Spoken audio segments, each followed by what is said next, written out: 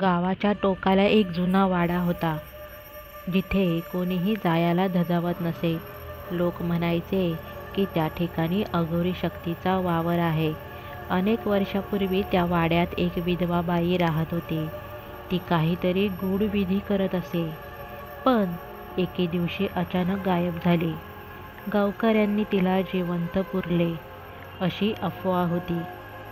गणेश आणि त्याचे मित्र विशाल, संदीप आणि अमोल यांनी त्या वाड्याचे रहस्य शोधायचं ठरवलं.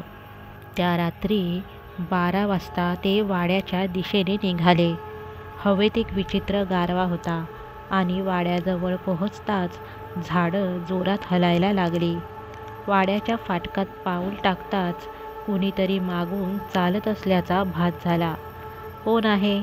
विशालने विचारलं. कुणीच उत्तर दिलं नाही. ते पुढे गेले आणि अचानक गच्चीतून एक जोरदार किंकाळी ऐकू आली. सगळ्यांच्या हृदयाची धडधड वाढली. गणेशने वर पाहिलं तर एक काळसर आकृती झाडाच्या फांदीवर बसलेली होती. ती हळूहळू खाली उतरत होती. आकृती स्पष्ट होताच सगळ्यांचे तोंड पांढरे झाले. ती एक वृद्ध स्त्री होती. अंगभर मळके वस्त्र, चेहरा सुरकुतलेला आणि डोळे रक्तासारखे लाल. ती फक्त एकच शब्द उच्चारत होती, "गिऱ्या द्या." ती स्त्री ओरडत होती. तिचा आवाज खोल आणि भेसूर होता. "गिऱ्या म्हणजे काय?" अमोलने घाबरत विचारलं. गणेशने आठवलं. गावातील एक म्हातारी आजी नेहमी सांगायची की पूर्वीच्या काळी काही लोक काळ्या जादूचे विधी करत. अशा विधीमध्ये गिऱ्या म्हणजे एक विशेष वस्तू किंवा बलिदान असते. "आपण इथून पळूया," विशाल घाबरत म्हणाला. पण त्याआधीच ती बाई त्यांच्या समोर आली.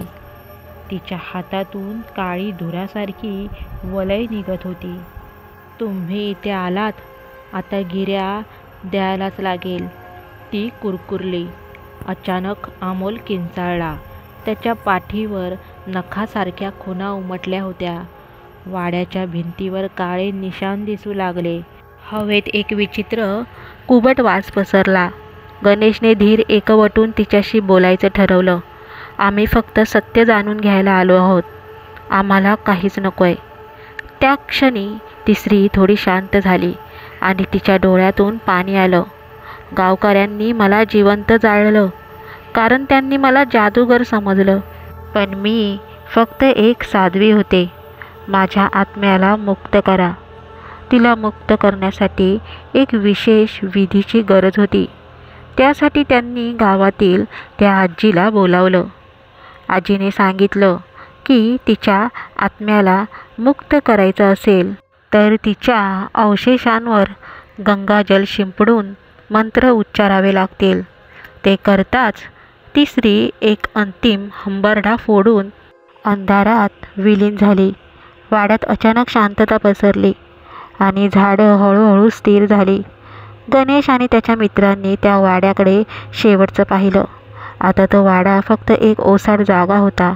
तिथे कोणतंही गूढ नव्हतं, फक्त एक दुःखी आत्म्याची व्यथा होती. तर मित्रांनो, ही कथा तुम्हाला आवडली असेल तर नक्की कथेला लाईक करा, शेअर करा आणि कमेंट करा.